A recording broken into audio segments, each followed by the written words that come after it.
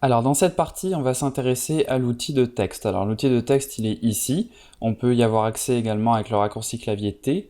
Et vous voyez qu'ici, on a 4 outils différents. Alors ils sont très semblables, mais il y a quand même quelques petites différences. Donc le premier, c'est l'outil de texte horizontal. Le deuxième va nous permettre d'écrire un texte, mais cette fois-ci sur la verticale. Et les deux autres outils ici vont faire la même chose, sauf que cette fois, plutôt que d'écrire le texte, il va faire une sélection à partir du texte. Donc c'est vraiment des outils que j'utilise peu puisqu'on peut finalement faire la même chose avec l'outil de texte horizontal qui va être plus visuel, qu'on peut ensuite convertir en sélection très facilement. Donc moi je vais me concentrer sur l'outil de texte horizontal qui a quasiment les mêmes options que l'outil de texte vertical, donc je vais rester sur lui et on va voir comment il fonctionne. Donc ici, si je clique n'importe où dans mon espace de travail, ça va commencer à me proposer un curseur pour que je puisse écrire du texte. Donc là, je vais écrire par exemple Photoshop et vous voyez que mon texte s'écrit au fur et à mesure. Pour l'instant, on est en noir puisque la couleur ici que j'ai sélectionnée, c'est du noir. Si je change la couleur ici, par exemple, pour du rouge, vous voyez que ça n'affecte pas mon texte puisqu'il n'est pas sélectionné. Donc si je veux affecter un texte qui a été déjà tapé, il faut que je le sélectionne, donc soit avec mon curseur ici en cliquant et en glissant sur les lettres concernées, ou si je veux tout sélectionner, je peux faire CTRL A. Et ici, vous voyez que la couleur est redevenue noire puisque c'est la couleur avec laquelle j'ai écrit mon texte. Donc si je clique cette fois-ci sur la couleur et que je change la couleur, vous voyez que la couleur change au fur et à mesure que je la change. Donc voilà pour la couleur et c'est valable pour les autres options, c'est-à-dire que si ici je veux changer la taille du texte, pour la passer par exemple de 72 à 30, eh bien il faut bien que je sélectionne mon texte, parce que si je ne sélectionne pas mon texte, donc là je vais la remettre à 72, sans sélectionner le texte, si je mets la valeur à 30 ici, cette valeur ne va affecter que les autres lettres que je vais taper à l'écran. Donc là si je tape Photoshop est un très bon, alors là vous voyez, il est revenu à 72, alors c'est bizarre. Je vais revenir à 30 et je vais taper, voilà. Alors vous voyez, cette fois-ci, donc je suis revenu à 30. Je pense qu'en fait il est revenu à 72 parce que j'ai placé mon curseur, voilà. J'avais placé mon curseur sur les lettres et là vous voyez que quand je place mon curseur sur des lettres, il se met automatiquement à la taille des lettres en question. Donc là si je mets ma valeur ici à 30 et que je reclique sur les lettres, vous voyez qu'elle revient à 72. Donc bien faire attention à ça. Donc je reviens sur le 30 et je continue d'écrire. Donc Photoshop est un très bon logiciel. Et vous voyez que cette fois-ci, le texte que je commence à écrire est cette fois-ci par défaut à 30 de taille. Si je sélectionne tout et que je mets par exemple 60, tout mon texte redevient à 60 de taille.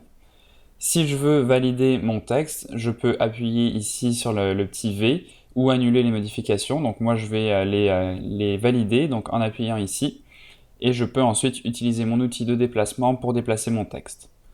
Si je veux rééditer mon texte, il faut absolument donc que je revienne avec l'outil texte. Donc là je vais appuyer sur le raccourci clavier T pour pouvoir le modifier.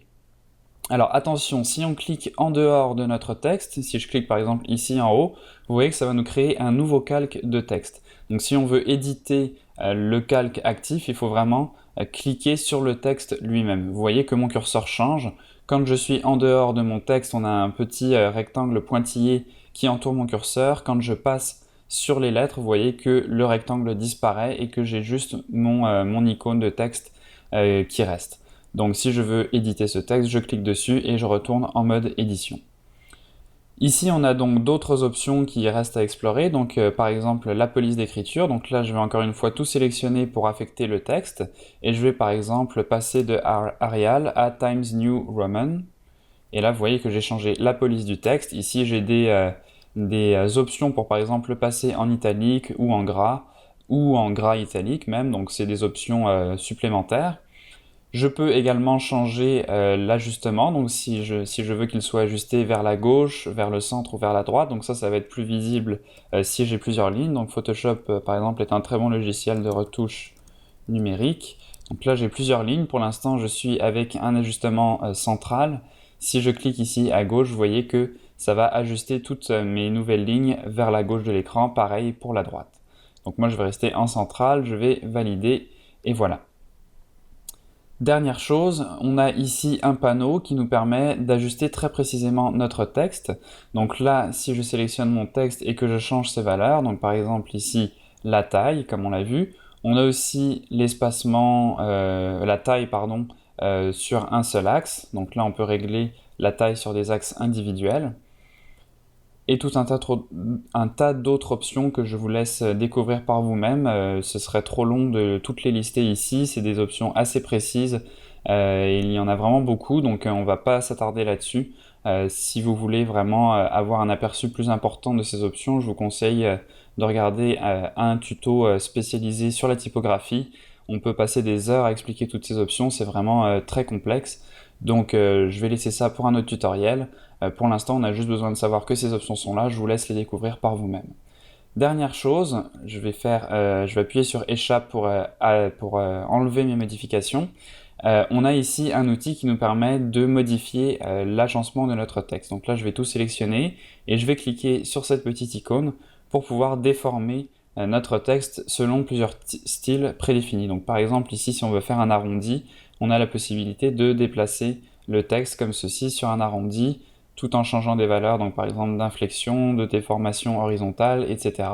Donc là encore, je vous laisse explorer les différents types de déformation. Donc ça peut être pratique pour, pour faire des flyers ou un certain type de texte comme ça qui va avoir besoin d'être déformé selon des graphiques, etc. Donc l'outil pour déformer le texte directement accessible ici. Donc là, je vais valider les changements.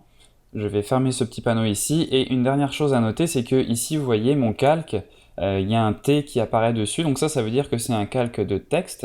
Et donc, ce que je ne peux pas faire sur ce calque, c'est par exemple peindre. Si je prends mon outil pinceau et que j'essaie de peindre, vous voyez que j'ai un petit signe qui m'indique que je ne peux pas. Et si je clique dans mon espace de travail, vous voyez qu'il va me demander de pixeliser ce calque avant de continuer.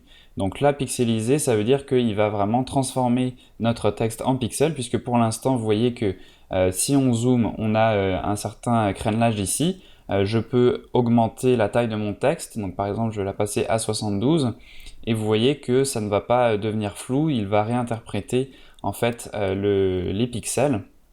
Donc ce qui n'est pas le cas si je le convertissais. Donc là, on va faire un exemple.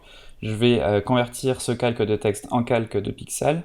Donc la première façon de faire, c'est tout simplement de prendre un outil qui nous empêche de travailler sur un calque non pixelisé, de cliquer et là il va automatiquement nous demander si on veut le pixeliser ou non.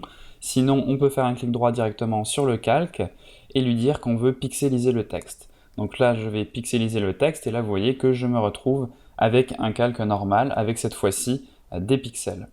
Donc là, la différence, c'est que si cette fois-ci, je fais par exemple une réduction de mon texte, donc là, on a des pixels qui sont beaucoup plus petits, et si cette fois, je réagrandis mon texte, vous voyez que le texte devient tout flou puisqu'il fait une interpolation des pixels, ce qui n'était pas le cas quand notre calque était encore un calque de texte. Donc une petite précision assez importante, et là aussi à savoir, je ne peux pas du coup modifier mon texte. Si j'essaie de cliquer sur le texte, vous voyez que le curseur reste entouré d'un rectangle pointillé, donc ça m'indique que si je clique n'importe où dans mon espace de travail, ça va créer un nouvel outil, un nouveau calque de texte, pardon, et je ne peux donc plus éditer le texte lui-même. Donc c'est vraiment devenu maintenant des pixels que je ne peux pas éditer autrement qu'avec toutes les options qu'on a vues, donc les pinceaux, les calques de réglage, etc. Donc voilà pour cette petite précision tout de même importante, et pour l'outil texte.